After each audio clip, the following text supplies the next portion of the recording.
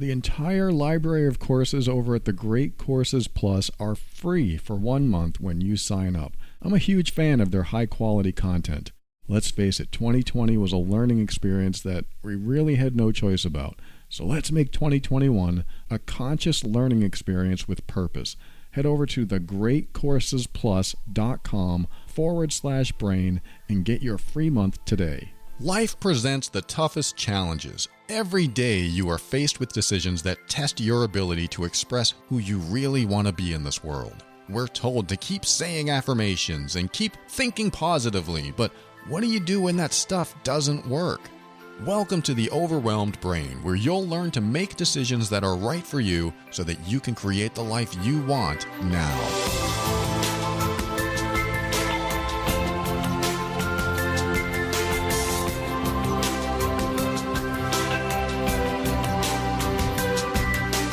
Hello and welcome to the show. My name is Paul Coliani and I am here to help you increase your emotional intelligence so that you can avoid dysfunction, handle toxic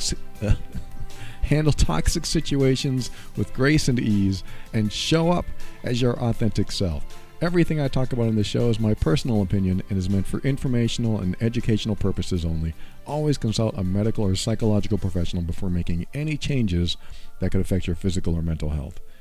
Yes, you'd think I'd have it down after 7 years. I'm not, just trying to get through it. And sometimes that's what happens. And that's good. That's okay. I just leave it in, and sometimes I take it out. Sometimes there are mistakes that I will definitely take out. But thanks for joining me. Great to have you here. I'm going to talk about the shift. The shift that happens when you reach a breakthrough in the way you think and the way you feel. For example, if you have been mad at someone all your life, and then you have this thought that maybe there's another way to look at it. Maybe there's a way to let go of this anger or this hate. And then you do it. And you are free. You're free to just feel whatever you want and think whatever you want because you're no longer carrying the anger or the hate or the upset. That's what I mean by the shift. When you go through a shift, typically in your perspective and certainly the way you feel, sometimes it can be a very conscious process. Like, you know what, I've been holding on to this for too long. I'm going to let it go. That can be a very conscious process, something that you might say to yourself to just make a decision and plow through it so that you feel differently. So there's a way to do it. And there's also an unconscious way to do it, which is understanding something a little differently, seeing it a little differently, and having it hit you. Most of the changes or the shifts that I've made have been the unconscious process of having it hit me. Have you ever experienced this where something happens, something hits you, and then you just shift? You just feel differently about it. It's like I was obsessed with my girlfriend's past, of my past. So the partners I've had in my past, I used to be obsessed about their past. You did what? That's what I would say. You did what? When? With who? How often? How many people? I would just make up these images of what they were telling me in their mind and act as if what they were telling me was happening today. So their past would be my present that I would have to deal with, and I became judgmental and jealous and a challenging individual to be around because I was just so critical about their past. So when they would tell me a story, it would hit me and I would be unhappy about it and I would say things about it and I would be judgmental about it. And looking back on that, that was an awful way to be because the past is the past. And I chose that person in my life at that time for who they were at that time, who they were in the present. And I think that's an important lesson to take away if you are dealing with this at all, The past is the past. And we've all done things in the past that we wish we hadn't. And if you're not one of those people, you're probably not listening to this show. But if you are one of those people, we've done things in the past that we either regret, want to forget, wish we had done differently, feel embarrassed by, feel humiliated by, feel ashamed by, feel guilty about. And so that's what happened. So I say we just own what happened, we own what we did, and we move on. Now, of course, if there's guilt, we have to deal with that. If there are emotional triggers, we have to deal with that. We're going to do some of that today. And if there is, embarrassment, guilt, and shame and other things, we have to deal with those things too, because we don't want to carry those into the present and the future. But when it comes to our partners or anyone in our life that we care about, that we feel critical or judgmental about their past, and we make it our problem, or we evaluate it against our own standards, and then we become critical or hypercritical about their past, we're about to open up a can of worms that will probably create a rift in the relationship, because it's the past. It's like saying, that thing you did when you were 6? Yeah, I blame you for that still today. That could be true in someone's life, but what if you didn't know them at 6? Yeah, that thing you did when you were 6, when you threw that rock into the garage and you hit your mom on the head? She lived, she's okay, but that thing you did? I'm still mad at you for that. You weren't even there. You don't even know me when I was 6. Why are you blaming me for this? What? Where is this coming from? Well, I'm blaming you because you should have known better. Suddenly you have another parent in your life telling you what you should or shouldn't have done. That was me, I admit it, and I was that parent in most of my relationships throughout my life, and I had to learn not to be a parent. I had to learn to be present with the person that I chose to be with in my life, or people that I chose to be around in my life, and realize that their past is their past, not mine. And any issues that they have that they're dealing with from their past, if they're dealing with issues from their past, are their issues. And I don't want to make them my issues, and I especially don't want to make another issue for them to deal with of me not being able to deal with their past. They may or may not feel bad about their past. When I was married, my wife, she didn't really feel too bad about her past. She just thought she should have made some better choices. But I felt bad about her past, and I, laid that on her. However, I reached a shift. It was during my marriage, the last relationship I had, like 10 plus years ago, I went through a shift that helped me gain a new perspective, a new understanding, and a new feeling about what happens in other people's lives and how they show up in my life and how they're showing up in their own life today.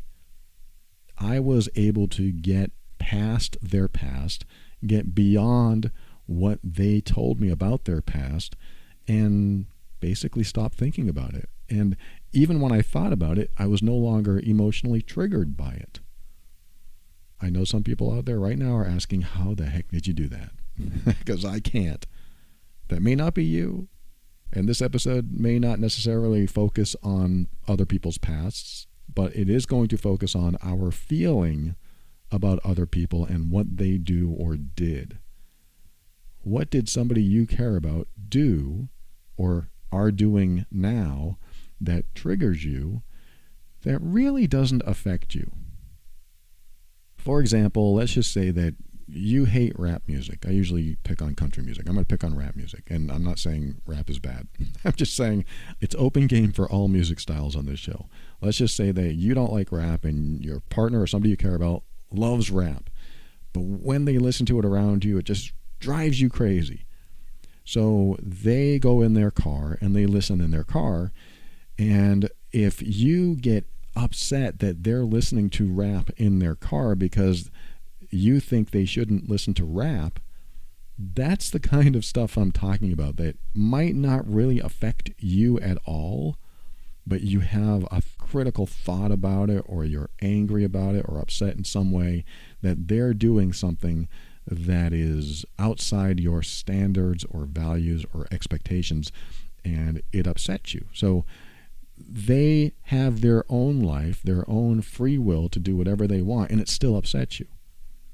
I could be talking to you right now, someone who is upset at something someone does and knows they probably shouldn't be upset at that person's behavior because it doesn't really affect them. Someone in a car listening to their own music, it affects the person in the house that can't hear it. I mean, unless it's boom, boom, boom, and you can't get away from it. But in general, somebody's doing their own thing, getting their own entertainment or recreation in the way that works for them, yet it bugs you. And this is a very minor example. One of the major examples I'm going to talk about when I come back from the break is the example of you are in a romantic relationship with someone and you had a rocky past with them.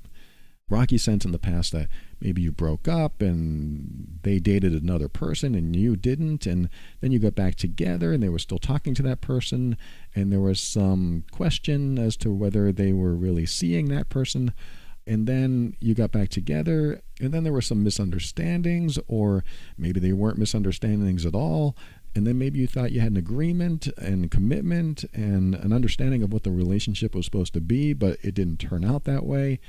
And I know I'm being ambiguous right now, but I just want you to think of a relationship that you have now or have had in the past that could have had a rocky beginning. And after the rocky parts, you finally get along, you finally meet somewhere in the middle, or you start to grow together and heal together, and you get past the rocky parts, and there's more trust, there's more love, there's more of that safe feeling of being together. But you still get emotionally triggered. And one example I'm going to go over when we come back is this person who wrote to me, and she said, I want all of this confidential. Do not read it on the air. So I'm not reading it on the air. So I'm going to go over the very basic root elements of her message, which is, when my boyfriend looks at other women or tells me other women are pretty, it bothers me because I have this baggage from my past, from our past. I have this trauma that we went through, and I absolutely trust him now, yet I still get triggered. When this happens, when you're in a good situation and you're getting triggered, it's going to create a bad situation. So lately I've been talking a lot about emotional triggers, and the reason is because there's all kinds of ways to tackle them, and there's all kinds of ways to heal from them and move on from them. And I do believe that a lot of our challenges in life have to do with the negative reactions we have to things. And the negative reactions, if we could change those reactions into less negative or even neutral or even better positive responses, that our lives can get better and our relationships can get better, and there's nothing standing in the way of happiness. Wouldn't that be nice? There's nothing standing in the way of my happiness, so I'm now going to choose to be happy. Whoa, that would be great. A choice. Let's make it a choice to be happy. That is something that we're working on all the time, right? We want to be happier. We want to be more peaceful. I'm not speaking for everyone. Not everyone seeks happiness, believe it or not. Some of us do. Not everyone seeks peace. Some people want their lives a certain way, and I'm all for that. If you want your life a certain way, if you're not seeking peace, maybe you're seeking comfort. Maybe you're seeking discomfort. Maybe you've had an easy life and you just want some action, or you need to take some risks. Who knows? There's all kinds of people out there doing all kinds of things for all kinds of reasons. And when we can allow people to do the things they want for the reasons they want, they are more likely to feel loved and accepted by us and feel safer around us, and certainly not feel judged around us, which causes them to want to be around us. So this can really enhance and strengthen relationships when we are willing to be more accepting and non-judgmental and closer to unconditional love than we ever were. I don't know if it's possible. I think some people can do it. I haven't seen it myself, except maybe for people who aren't in relationships. I don't think unconditional love is very easy unless you're not in a relationship.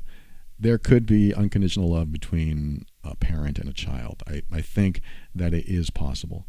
But in normal, non-family relationships, I don't see too much of it. I can't think of any example of unconditional love because people are just so different. They are dynamic, they are unique, and they are individual. And because of that, we're going to run into some glitches, and we may not all fit and balance evenly. So we try to get along as well as we can and try to reach some sort of balance, and that can get tricky. And there's always misunderstandings. There's always some misunderstanding that comes up, and both people have good intentions, but it just doesn't come across that way.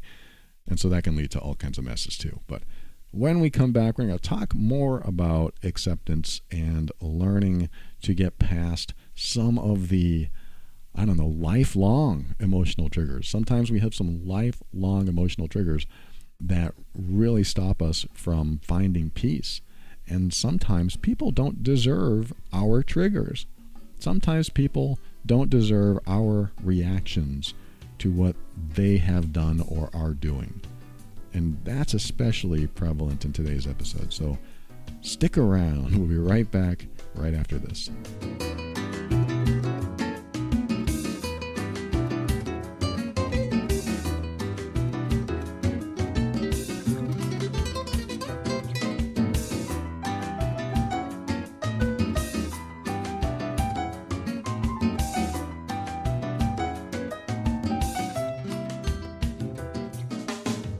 I am blown away by the Great Courses Plus. I use their service for learning all kinds of things. I'm actually watching 3 courses right now, so it takes a while to get through them if you're doing 3 at a time, in case you need that information.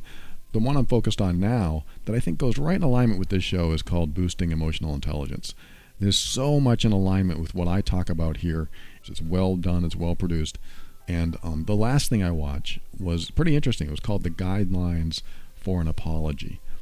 And the guidelines are, there's 4 steps: express remorse, admit responsibility, make amends, and then promise it won't happen again.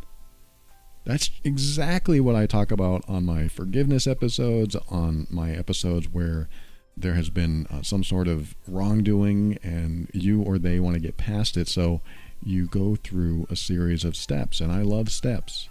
This is what the Great Courses Plus is really laying out in a very systematic, very incremental way. With the Great Courses Plus, you have unlimited access to thousands of video and audio courses on hundreds of fascinating topics. You can watch them on video or you can listen to them on your earphones, and you can use the Great Courses Plus app to help you find something really quick and get it streaming on the app so easy. There's no risk to sign up right now at thegreatcoursesplus.com/brain.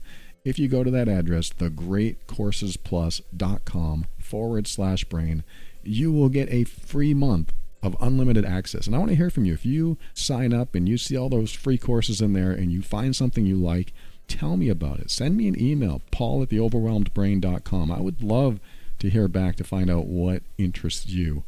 So check it out. The courses are all taught by the best professors and the top experts in their field. If you want, you can watch what I'm watching, Boosting Your Emotional Intelligence, or maybe you want to learn a new language or discover what Einstein got wrong, or even gain valuable insights into your own public persona. Go to thegreatcoursesplus.com/brain, get your free month, sign up today. And don't go anywhere just yet, because after feeding your mind, I want you to feed your body. There's a lot of freebies on this show today. First, a month of free courses, and now I want you to take advantage of 10 free meals. 10 meals with free shipping. This is being offered by a fantastic service that sends you meal kits that you can put together at home, making home cooking easy, fun, and affordable. It's HelloFresh. HelloFresh lets you skip those trips to the grocery store, and they send you fresh, pre-measured ingredients and mouth-watering seasonal recipes delivered right to your door. I got to be honest, getting everything delivered, most of it pre-measured and most of it ready to go and just mixed together, and having the instructions on how to do it, it just makes life so much simpler. My girlfriend and I just had the chicken over garlic Parmesan spaghetti with Tuscan roasted tomatoes. It was delicious. We've had so many meals from them. We've also ordered from a company that you may have heard of called Green Chef. Green Chef is now owned by HelloFresh, and they have an even wider array of meal plans to choose from. So there's something for everyone in both services. I switch between them sometimes, but this is America's #1 meal kit, and I want you to try their Easy Eats, offering tons of quick and easy meal solutions like 10 to 20 minute meals, low prep recipes, and quick breakfasts and lunches. Perfect for your busy schedule. And like I said, it cuts down on the grocery bills. You save up to 40% instead of shopping at your local store. And because HelloFresh delivers pre-portioned ingredients, you're not overbuying, and I'm all about eco-friendly, so there's a planet saver right there. And it's also a wallet saver too. So what I want you to do is go to HelloFresh.com/10brain. That's 10 in the word brain. I know I always say just brain, but this time it's 10 brain because you get 10 free meals. HelloFresh.com/10brain and use the special code 10brain during checkout to get your free meals. That includes free shipping. Check it out once again, HelloFresh.com/10brain. Use the code 10brain for 10 free meals, including free shipping.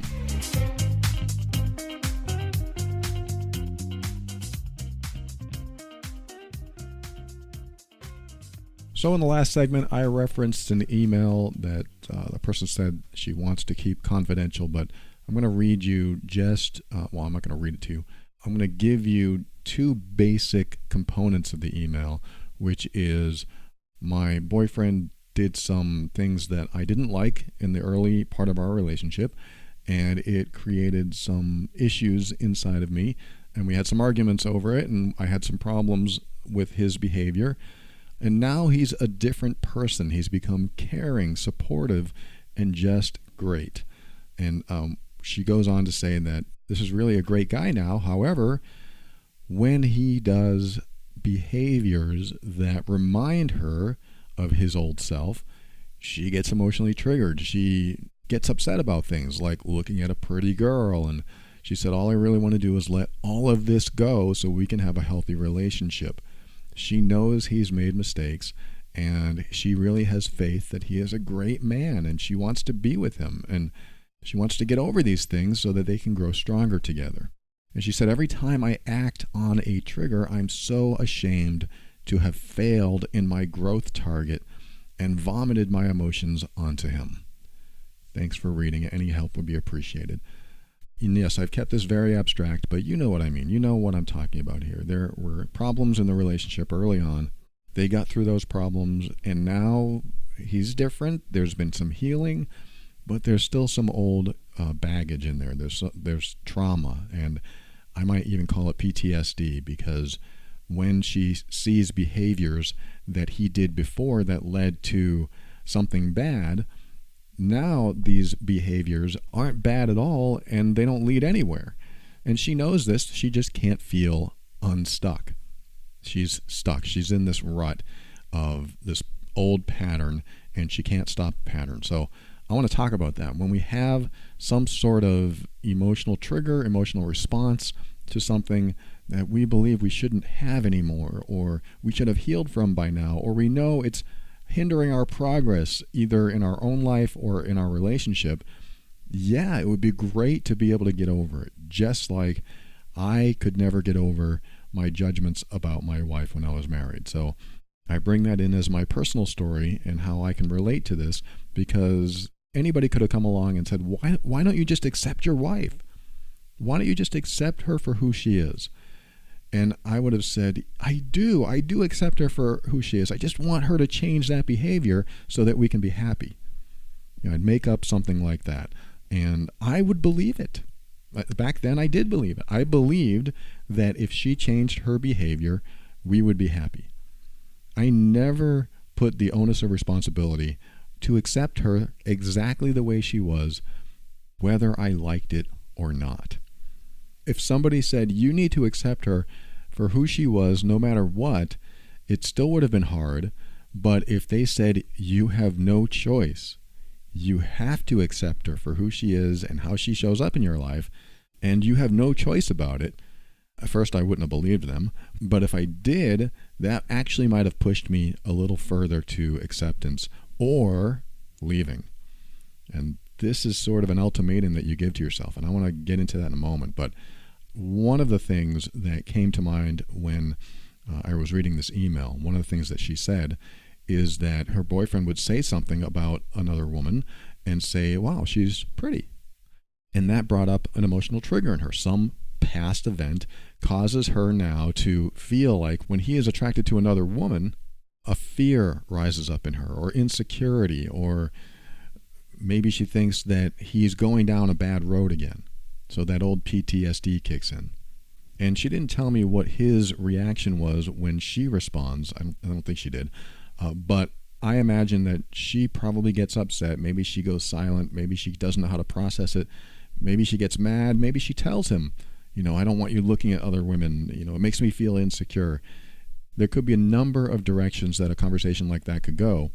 And I'm trying to put myself in his shoes, and I'm thinking, okay, if I made mistakes in the past and I apologize and I said I would never do it again, and I absolutely want to make this relationship stronger and I want to grow together, I want to move forward.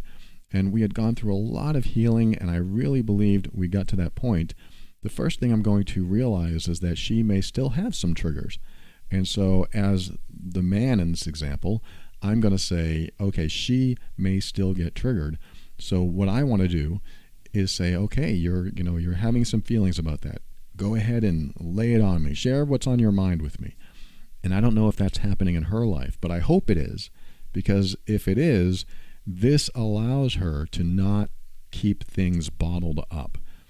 And that is one of the biggest first steps you can take, is to keep that bottle open. I mean, not all the time, so you're angry all the time, but when things build up, don't keep them bottled up. You need to express them. And maybe you can't express it to the person that it's about. Maybe you need to talk to a friend or a therapist or somebody else, but they need to come out.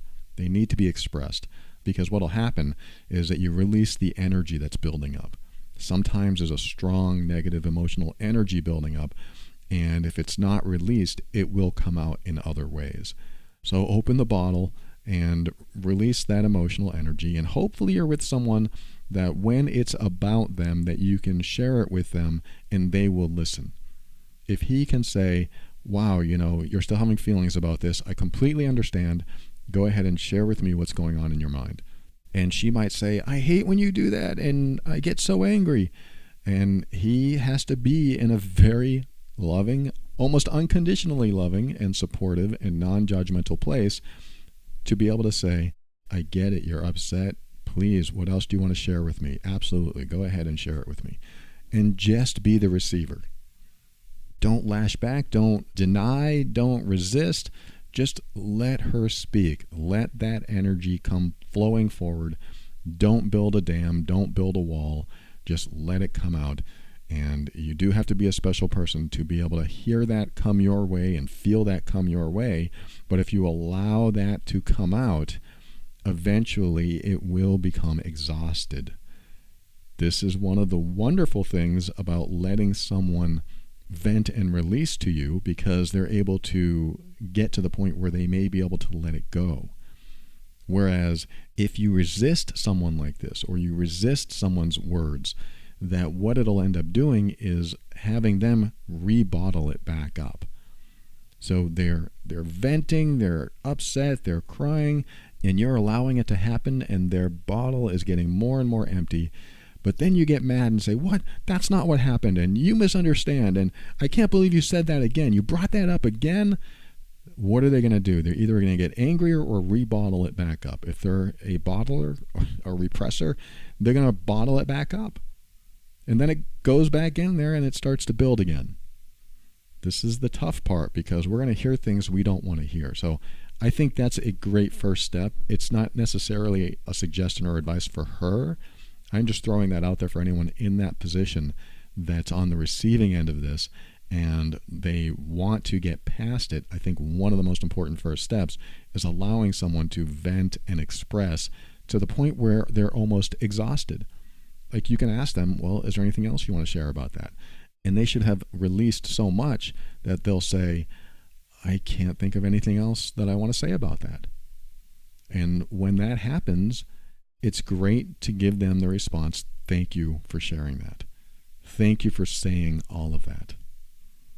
They may say, well, what do you think about it? And you are allowed to respond only when they're ready.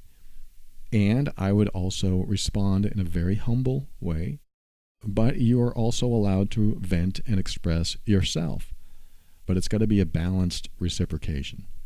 It's nice when you don't get upset back in the same time frame, like if it's within an hour, like if this other person just released and now you want to release. I don't think it's a great idea to do it right after. I think the mood should calm down, the energy should calm down, and then come back. And if this person's open and receptive to hearing you, then you can express yourself, and hopefully they respond the same way. So again, I love having that component of anything that's bottled up, anything that you have been repressing or they have been repressing, and having a non-judgmental space to share that. That's a great part of this. But I'm not even going to focus on that today because I want to focus on the part where you have this reaction inside of you like a rabid dog at the end of a frayed leash. I read that in a book one day. And when somebody does something that triggers that reaction, it comes right out. It is on the edge of your brain and it comes right out. And now you're dealing with it again, which is probably something you've had to deal with before. And let's talk about that. This is a pattern that needs to be broken. I look at these as recycling patterns in our mind, in our body, that continue to repeat themselves that may not be needed. Like I said, you may have reactions or responses to people that even you believe you shouldn't have. And I think that's important to identify those, especially if they're affecting your relationship with people. For example, the first thing I thought of, if my girlfriend said, what, you think she's pretty? You know, I don't like when you look at girls like that. I don't want you to think she's pretty. I want you to think I'm pretty. The first response I have, because I believe we have a trusting, loving relationship, is, yes, I do think she's pretty. Would you like me to say something else instead? She might say, well, I don't want you to say anything, and that's fine. That could be something that she requests. But let's just say I did find somebody else pretty or attractive and had absolutely no intention of pursuing it. I just found them attractive. If I'm with someone who's insecure, of course they may react that way. But what if she reacted in a way that was from that insecure place and she noticed it in herself and she didn't like it? What if she said, you know, of course he's going to think she's pretty. I think she's pretty. She's a beautiful woman, and there's no reason why he wouldn't think she's pretty. I think all of us do that. I see attractive men. He sees attractive women. Why wouldn't he think she's pretty? So now she's having some sort of conflict inside of her that she wants to resolve. You know, she's realizing she doesn't like when she reacts this way. So what is she to do? And that's where I'm hoping to take you today. One of the ways is to be quite blunt. This isn't going to work all the time. And I don't actually recommend what I'm going to say all the time. This is sort of an idea. This is kind of a framework of what I'm talking about today. But one response you could have when somebody is reacting is to say, yes, that's how I feel. And that's it. There's no explanation. You just say something like that. Yes, that's how I feel. It is a bold truth that you stick in front of them. Yes, that's how I feel. I see that she is attractive. Why am I saying that? That sounds cold. It sounds hurtful. It sounds heartless. But this is only in response to a pattern. If this is a one-off event, if she suddenly said out of the blue, what, you find her attractive? You know, I'm feeling something about that. Of course, I'm going to be heartful. Of course, I'm going to be conscientious of her feelings. I'm going to be empathetic, and I'm going to connect with her and say, oh my God, I didn't know that was a problem. I'm so sorry. Let's talk about this. But if she had said over and over again, and it was starting to become intrusive in the relationship where I didn't feel comfortable being myself and speaking my mind and saying things that I believed were innocent, then I think it's time to address it. So my response could be, yeah, I do think she's pretty. And that's it. What this will do is force the person who's having the response to face themselves. Instead of looking for a path to take from the person they're upset at, they have to bring it back on themselves and take responsibility for their next step. That is one of the major components of everything I'm talking about today, is you're looking at someone else, having a reaction about them, and waiting for them to explain something to make you feel better, or waiting for them to say something in a way that helps you perceive things differently or calms you down or whatever you're looking for. But if that person just puts on the table, that's how it is, if they say something like that, well, yeah, that's how it is. I think she's pretty. And nothing more, that forces you to come back on yourself, and now you have to deal with it and you have to figure out what to do next. Again, I know that sounds heartless, but remember, this is for a pattern that won't break. We have to break the pattern. One way to break the pattern is to put it back on the person who has the pattern and then ask them, well, what are you going to do about it? I'm not saying you literally ask them that, but this implies that question. Yes, I find her pretty. The implication is, what are you going to do about it? What are you going to say about it? What do you want to do about it? What do you want to do in this moment? You are saying now it is your turn to do something about this. And she may say, my girlfriend in this case might say, well, I don't want you looking at her. And that could turn into a conversation for sure. Or you could put up that next bold fact on the table that says, well, when I find someone attractive, I notice it. So I'm not sure if that's going to stop. Again, that sounds cold. It sounds heartless. It sounds like you don't care. But we are responding from a repeated pattern of behaviors that is interfering with the relationship. So we're trying to put a stop to that pattern. We're interrupting that pattern. So now it comes back. I don't want you looking at her. So I say, there are times when I will look at a woman and find her attractive. I'm just making this up. I'm just putting that out there because I know there are people that deal with this. And when it's repetitive in their relationship, how do we put a stop to it? This is one way. It's almost like putting up a wall of responsibility and have anything that comes out of them bounce back to them and imply the question, what are you going to do about it? And so now it comes back to her, and she still has to make the decision what she's going to do about it. What I'm doing here is causing the person that has the pattern to face their own values, to face and evaluate their own boundaries, to really face themselves and ask themselves, no matter who is in your life, what should you do about this? And is it okay? Can you accept it or not? That's what boundaries are. Can you accept it or not? If you can accept it, then what you're doing is expanding your boundaries to allow certain behaviors, because you can realize that certain behaviors don't really affect the relationship. And in fact, who is affecting the relationship? The person reacting to a behavior that may not be dangerous to the relationship. Now, I'm not talking about, for example, a couple where maybe one partner has cheated multiple times and you never know if you can trust them. I'm talking about relationships that have built trust, and now there's insecurity in one of the partners.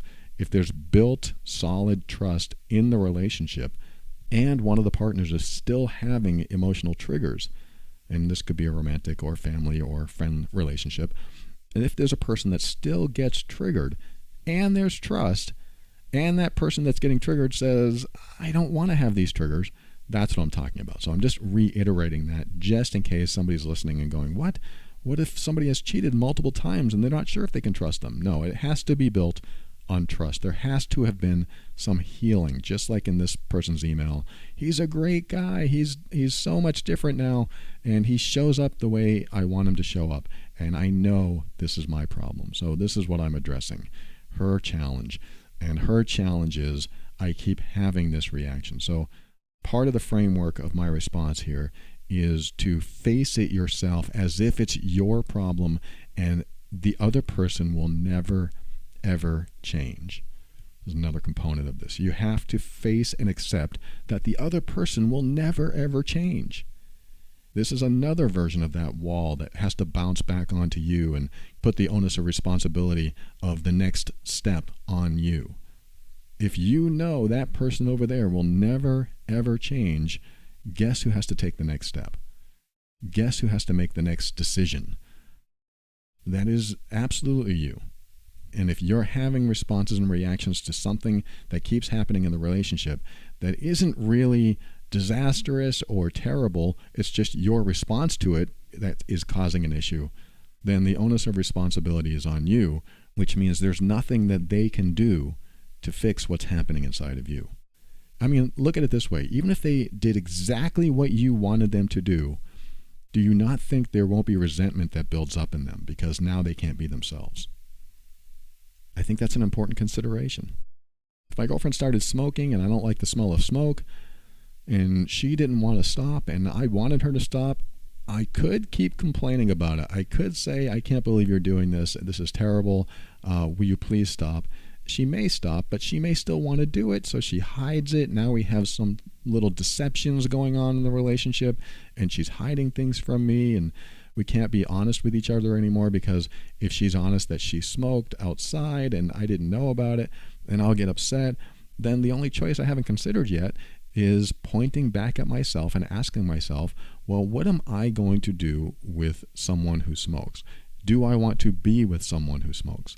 Do I want to have that smell in my clothes? Do I want to kiss someone that has that kind of breath? And I'm not making fun of smokers here. I'm just saying, for me personally, it would bother me. And my old self would have tried to change her and guilt her and give her the silent treatment and withdraw love and withhold affection. My old self would have done all of that to make her feel bad enough to stop smoking.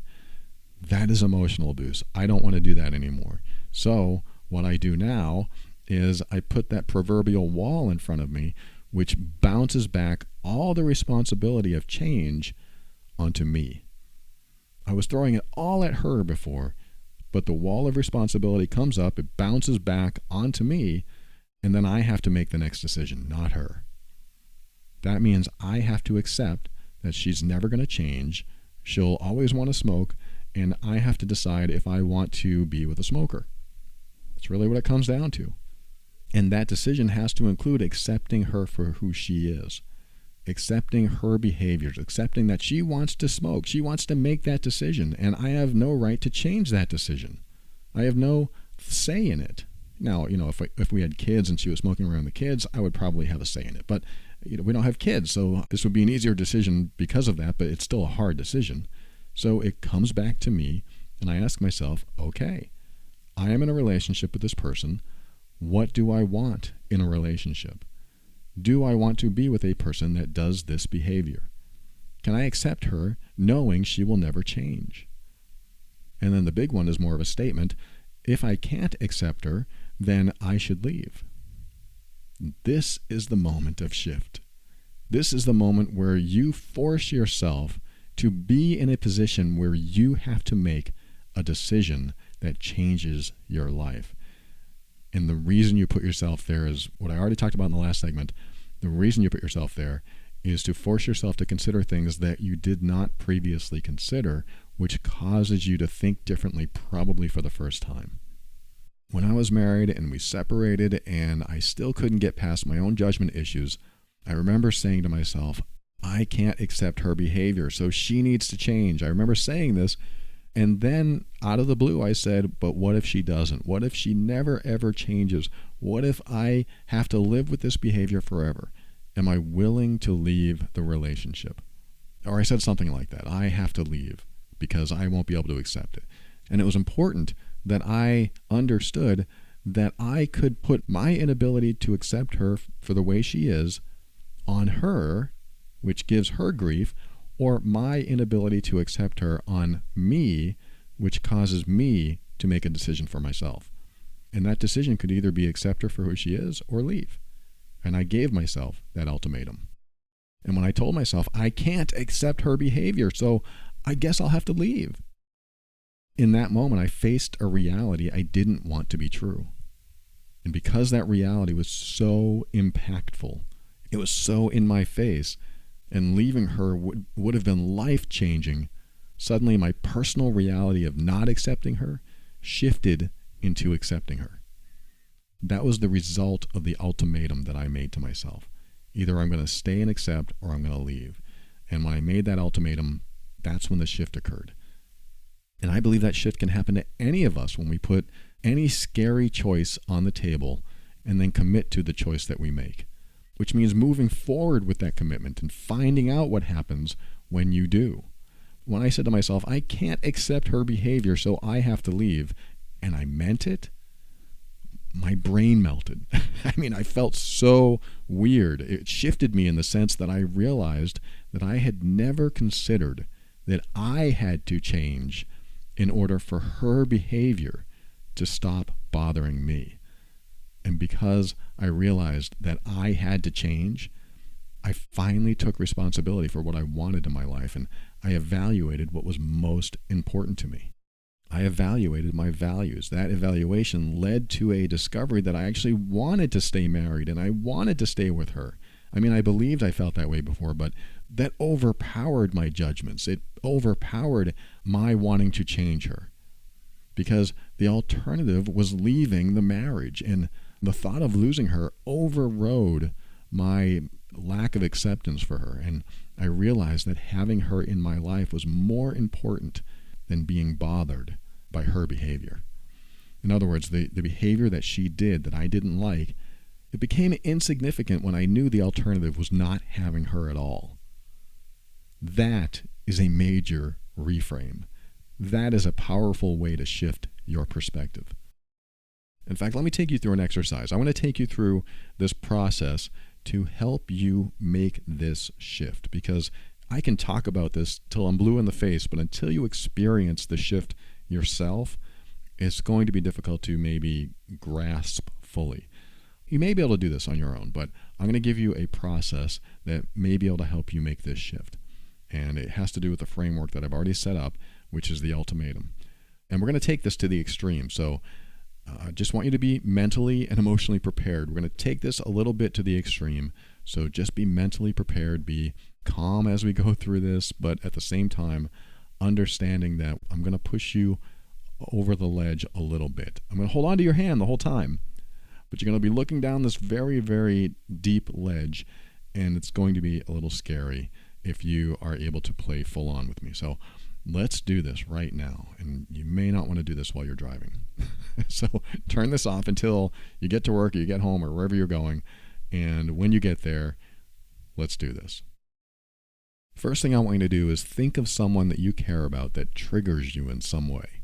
Now, I'm not talking about the stuff they're currently doing to be hurtful or selfish. I'm not talking about things that they're doing today, because those are different things that we need to deal with in a different way. I'm talking about stuff from the past, or even stuff they do today that you take in a bad way, but you know you consciously shouldn't because it's not a big deal. But you can't get it out of your head. So that's what I'm talking about. Like this person who can't stop the emotional triggers that come up whenever he does certain behavior, even though his behavior isn't bad or wrong or intentionally hurting her, but she still gets triggered. So think of someone in your life that still triggers you, but they're not intending to, and you would like to have a different response. You would like to have a different emotional response to that. So put yourself in that position where you get triggered by someone's behavior, even though they're not intentionally trying to hurt you, or especially if it's a trigger from their past behavior, and you have a fairly decent relationship otherwise. And I want you to make sure that it's a behavior that when they do it, you feel something negative toward them. Just sit with that for a moment. Get that in your mind. Get that person in your mind. Get that behavior in your mind. And get that feeling of what it's like to have that trigger about that behavior. Get into that space right now. All right, if you're unable to get there right now, just go ahead and pause and come back when you're ready. But I'm going to assume that you have some sort of thought and feeling going on inside you right now. My first question is, how does that feel? What's it like?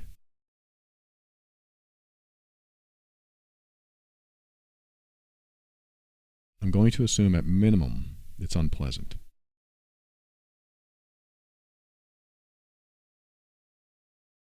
All right, while you're in that state of mind, while you're in that emotional space, I'm going to go to the extreme. And I'm sorry if this is a lot to deal with or if this is too much, but I want you to feel the shift that happens in you when I do this. And I promise I'll bring you back, so just bear with me. You're in this unpleasant feeling. You feel certain emotions, maybe certain thoughts, and you feel the negativity toward this person. I want you to amplify that feeling just a little bit. If you're angry, get a little bit angrier. If you're sad, get a little bit sadder. Whatever you feel and whatever you feel about the other person, amplify those feelings just a little bit.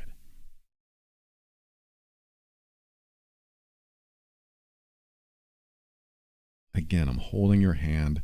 You're looking over the ledge. It's scary. It doesn't feel good at all, but I'm with you. And now we're going to go to the extreme. I want you to imagine that they died. And being in the space you're in, with this information, what happens inside you, knowing that they died?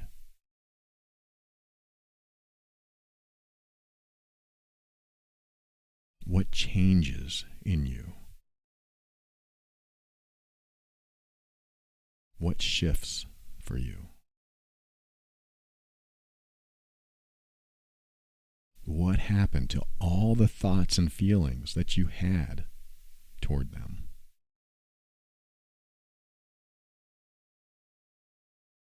Knowing tomorrow they won't be here, will you still have any of those old negative feelings toward them?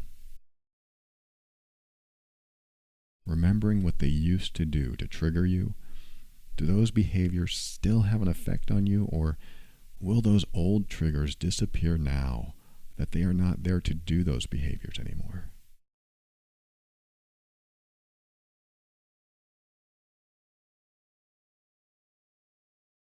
Let me ask you, what do you really want in this moment?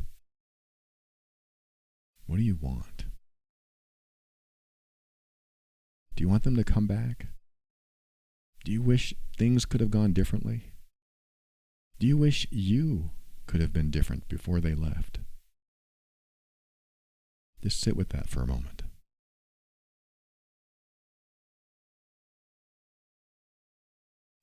All right, just take a breath. I want to bring you back now because we don't want to sit in that space. They are alive and well. They haven't gone anywhere. This is just an exercise. It's like a dream you wake up from right now and realize they haven't gone anywhere. They are still here. They are alive and they aren't going anywhere. They are in your life and you can remember all the good things about them. Think about all the benefits of having them alive and well in your life, happy that you are in their life too. Come on back, wake up, get refreshed, splash some water on your face if you have to, and know that that crazy exercise that I just put you through is completely over. How do you feel right now? Has anything changed? Do you have any new understandings or realizations? You may have different thoughts or feelings. Maybe you don't. Maybe this exercise wasn't perfect for you. Or maybe it was enough to cause that shift I was talking about. The shift I went through was profound. I knew that I'd be ending my marriage, and that was the component I needed in my life in order to reach a new level of love and acceptance and forward momentum. It got me unstuck from the past so that I could finally move forward without those triggers. I still needed healing after I went through my shift. I still had some old triggers coming up that weren't exactly the ones that I was healed from, and I still had stuff. I still had residual. And this is what happens. Sometimes we go through a shift, and that shift clears the way and reveals other stuff. It reveals other triggers that you might have to deal with. And that's what I had to go through. And when my judgments ended, my marriage was already on the rocks. It was already reaching its end. The love was already gone. I mean, I loved her, but she didn't love me anymore. So even though my judgments were gone and she noticed it and she noticed I was a different person, she had to move on. And that was the best thing that could have happened to both of us, because her moving on helped me really connect with myself. Yes, it was painful. Yes, I had to go through a lot of emotional stuff, but at the same time, it gave me an opportunity to focus on myself and focus on what else was in there. Now that I got rid of this trigger that kept coming up in my life that certainly wasn't helpful to my relationships, being judgmental, being non-accepting, being so critical of my partners, just pointing it back at myself, realizing that if I have a problem, I need to change, not them. Now, that doesn't mean there won't be times where I can't accept behavior, like the smoking example. If my girlfriend started smoking and she didn't want to stop and I didn't like it, I might have to get to a point where I say, I can't be with a smoker.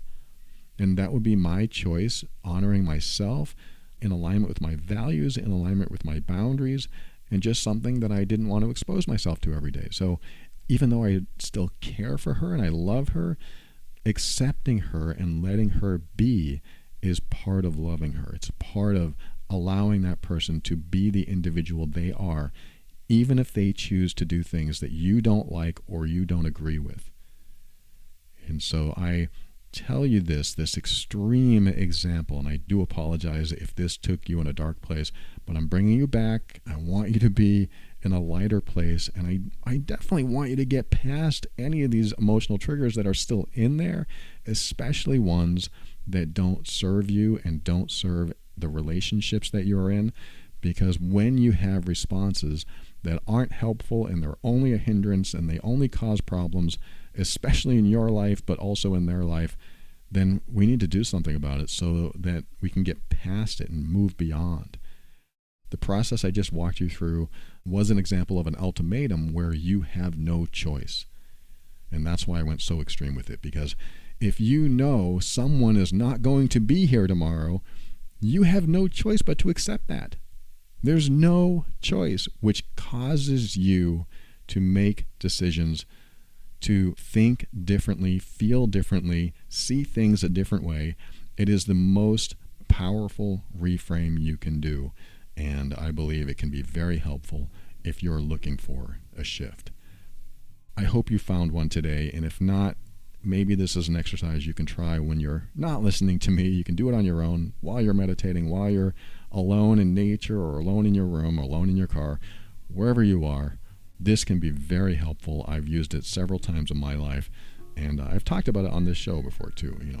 Death is kind of the no way back scenario, so that's why I use it sometimes, but it is extreme, and you do have to be quite prepared for it, and it is helpful to have someone guide you back out of it.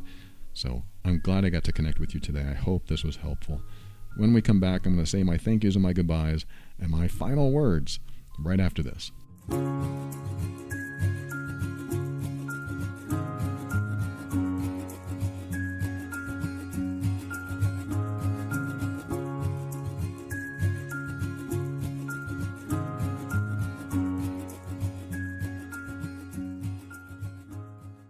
Thank you for listening to another episode of The Overwhelmed Brain. I want to thank The Great Courses Plus. Head over to thegreatcoursesplus.com/brain and get a free month to their entire library for free. Totally worth it. Love their stuff. Head over there now. And I also want to remind you of HelloFresh. Go to HelloFresh.com. Get your 10 free meals. How can you turn this down? 10 free meals with free shipping. HelloFresh.com/10brain. That's 10brain. They are a delicious service. You're going to love it. I also want to thank the patrons of the week. I thank the financial backers of this show every week. They are patrons of this show, and I am grateful for the following: Crystal, Andrea, Christy, and Henry, and Callie, and Monica and Larita, Leela, Kelly, Agnes, Adriana, Julia, Anna, and Christy again. So I have a CH Christy and a K Christy. Love you all. Thank you so much for your contributions to the show. You and many others are what help keep this going on our 8th year now. Looking forward to a 9th and beyond. So glad that you are supporting the show. Thank you very much. And if you are getting value from the show and you'd like to give back, head over to moretob.com. Over there you can give a one-time donation or become a monthly contributor like these folks. And also, if you become a monthly contributor, you get automatic membership into the Patreon program, which have like 100 episodes in there and some video archives and some workbooks and worksheets, all kinds of stuff over there too. So when you give, I like to give back again. I appreciate all of you that contribute. Thank you so much. I also want to thank the following people for their reviews in Apple Podcasts. All of these people gave 5 stars. I don't ask for 5 stars, but they do it, and I'm grateful for it. The first reviewer, AK060101731187, that's the handle. That means something to them, I'm sure. Says, it's my favorite. I love this podcast. It's become my favorite bedtime routine. Thank you so much, AK, and the rest of those numbers. And Nishiel, I think, Nishiel, something like that, says, you have been my light. I am seriously going to try to keep this short and sweet. Listening to Paul has saved me so many times over. I started to listen in 2017 when I was struggling with my decision to leave an emotionally and verbally abusive marriage of 20 years, and Paul has helped with his empathy and wealth of knowledge. And she goes on and on. Thank you so much. I am so grateful you shared that, and I'm so grateful that you are out of a nasty situation. That's my only hope for you, is just to get out of nasty, toxic situations and start making decisions that work for you and that serve you and that love you. Love yourself. I love this. Thank you so much, Nashiel. I hope I'm saying that close to right. And finally, Hulalena, I think, says, this has been my therapy. Seriously, after being in an abusive relationship, I had damaged self-esteem and self-worth. This podcast has been helping me to make better decisions and raising my awareness of my emotions. I recommend it to my friends as well. Thank you so much. I am so glad to hear that you are also out of an abusive relationship. And I'm so glad that I could be on that journey with you. And you did all the hard work. This is what I always say. You did all the hard work. I may have opened a door that you didn't know was there, or you didn't know was open, or you couldn't open yourself. But I nudged you to make decisions that are right for you, and you made those decisions. You took the steps. You took action. And I'm so proud of you and anyone that does that. And I say that with all my heart and all the hope that you absolutely do what you need to do for yourself. Love yourself. Be self-compassionate. Be self-nurturing. Because really, I mean, took you through that exercise earlier. How much time do we have left? We need to love ourselves as soon as possible. If we're not doing it, we need to nurture ourselves as soon as we can, because I don't want another minute to go by with any kind of thought that I should have done something that I didn't. So I know some decisions take time and some steps take time, and we have to nurture those steps, and that's all I'm asking. Just nurture each step to create forward momentum. Nurture yourself, love yourself, be self-compassionate, move in that direction so that you're doing things for yourself. And as you do that, you expand you. People see that you're happier, that you are more fulfilled, that you're more comfortable in your own skin, and they love being around that. They love being in that energy. And the more happy you are, the people that love and support you will want that for you, and the people that want to control you will not want that for you. So you'll find yourself being very selective about who's around you, the more nurturing and compassionate you are to yourself. So thank you, those who review the show. There are other people that do it too, and I'm reading them all as I get to them. I appreciate you very much.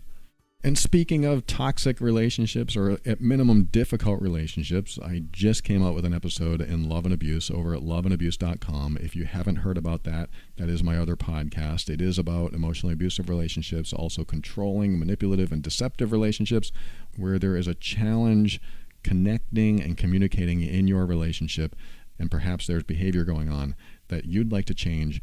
But the main gist of that show is if you are in a difficult relationship, whether it's romantic, platonic, or family, and you leave many conversations feeling bad, you need to find out if there is any type of hurtful behavior going on. That's what I share over there, over at loveandabuse.com. And finally, thanks to Kevin MacLeod of Incompetech.com for some of the music transitions in The Overwhelmed Brain. And I'm going to shift gears a little bit to give you my final words. This is a short email that says, "Hi, I just found your podcast. I found your boundaries episode especially helpful. I was wondering if you could address triangulation. I'm frequently in a position with my in-laws where one sister-in-law is speaking on the behalf of her mother through my husband about whatever problems my mother-in-law supposedly has with me. My answer to my husband is that I'll worry about it when his mom or my mother-in-law reaches out to me directly. So there's nothing for her to do, her sister-in-law. My husband just leaves it alone, and my sister-in-law becomes repetitive and loud about how disrespectful I am. And my response is usually, I love to hold space for my mother-in-law for what she chooses to share with me in her own words. And in the meantime, I'll respect that she isn't ready to be vulnerable with me by herself. It breaks my heart that what I see as an opportunity to have direct connection is disrespectful and frustrating to you." I guess I'm not really looking for a solution. I just struggle with the concept of triangulation and wonder what your thoughts are on that. So, what a great message. I mean, you said something that I probably would have said almost verbatim as a solution. Well, not a solution, but a response if you were to ask me the question, what should I say? What should I do? Your response to your sister-in-law about her mother that has criticisms or commentary about you, but her mother won't approach you directly, is, I love to hold space for my mother-in-law for what she chooses to share with me in her own words. In the meantime, I'll respect that she isn't ready to be vulnerable with me. What a great answer. This is you holding your own and putting the onus of responsibility back to the family to decide what's going to happen, instead of you becoming defensive or you saying, well, what's her problem? Why does she have a problem with me? You're not defending yourself. You are comfortable in your own skin. You're being strong and self-nurturing and self-compassionate, and you're doing it with love for the other person. I love this approach. It is what I teach on my boundaries episode, because you listen to that. I don't know if you got it from me, but I love honoring myself with love for others. And you did just that. I appreciate that response, and I think you did the right thing. So, like you said, I'm not looking for a solution, really. I struggle with the concept of triangulation and wonder what your thoughts are. So my thoughts are on triangulation, and let me explain it a little bit. And I just talked about this at Love and Abuse just for a little bit. I didn't really get into it deeply, but triangulation is when somebody has a problem with you. I mean, this is one definition of triangulation. Somebody typically has a problem with you, and what they'll do is get other people involved to make your life harder. For example, let's just say that the example of triangulation in this case is your sister-in-law gets her mom against you in some way by talking badly about you, so now there's 2 against 1. And then maybe your sister-in-law talks to her brother, which is your husband, and says things about you, and now he's against you, so now there's a 3rd person against you, and they're all honing in on you as the central problem because this other person is triangulating people around you. I mean, when I think of triangulation, I think of like cell phone towers. Like when police need to locate a person through their cell phone, there'll be several towers in the vicinity that are several miles apart, and they'll notice the strongest signal coming from certain towers, and they'll be able to triangulate that signal to the point where they can isolate that signal to a very specific area, and all these towers are within a range that help them pinpoint, or at least close to pinpoint where you are. And so imagine the towers that are helping the police triangulate the location of your phone are other people that are receiving maybe toxic information about you or misinformation about you, so that they're working for another person against you. And if you're running from the cops, the cops are against you. They're chasing you. So the person who's triangulating is getting the cops after you. Not only do they want you caught, the cops now believe you did something wrong. So they're trying to put you in a space of low or no power. And the more they can crush you under that power, the more they feed maybe their own ego, the more righteous they feel, or maybe they just want you gone. They want you out of the family. They hate you. Who knows what it is? But usually it's one person that's triangulating people around you so that you feel like you have no support system. That's what they're doing. They're breaking up your support structure. And I would bet money that she has worked on your husband too. She has said things about you to your husband, hoping to turn him as well. And if he loves you, he's probably not buying any of it. However, if you were here, I would ask you a question. What has your husband said to his sister? Has your husband said to his sister, hey, that's my wife you're talking about, and if you ever say that again, I don't want to talk to you. You will be out of my life. Has he said that? Because, I don't know, that could be the direction he may need to go. I would do that. I would have a problem if one of my sisters came up and said, I really hate your girlfriend.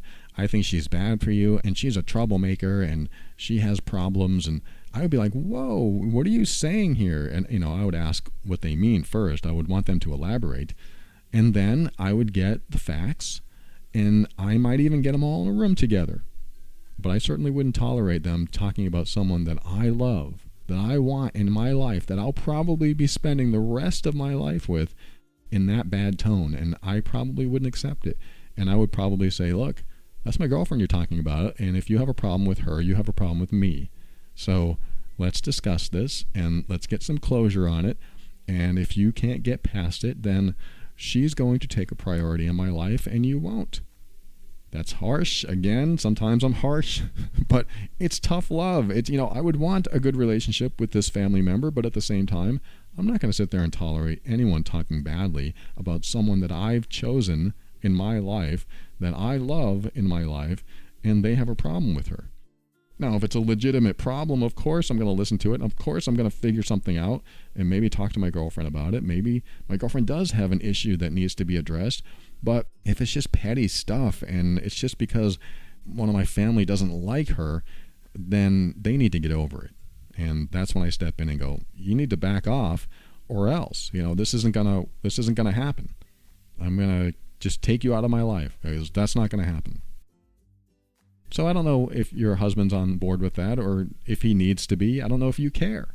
But this is just my perspective. But coming back to your question about struggling with the concept of triangulation, yes, my thoughts are somebody wants to put you in such low power, such low ability to take care of yourself that you will be crushed, because if you are crushed, it fulfills them in some way as if they won. And whatever was drummed up at the beginning, why she never liked you in the first place, maybe you were never good enough for her brother, maybe you got into a spat with her mom once and ever since then she's been upset. Whatever it is, it doesn't matter. What you're saying is great. What you're telling her is great. The concept of triangulation is certainly to disempower the individual and put them in a space where they always feel bad. And some people, unfortunately, want others to feel bad constantly. And as long as they're feeling bad, it's like a win to them. Why is that? Could be some narcissism in there. Could be a grudge that they can't get rid of. Could be a number of things. And you might have to get to the point where you ask your sister-in-law, hey, look, you do this all the time. Seriously, let's hash this out. What is your problem? What is your problem with me? Let's just put it all on the table. What causes you to feel this way?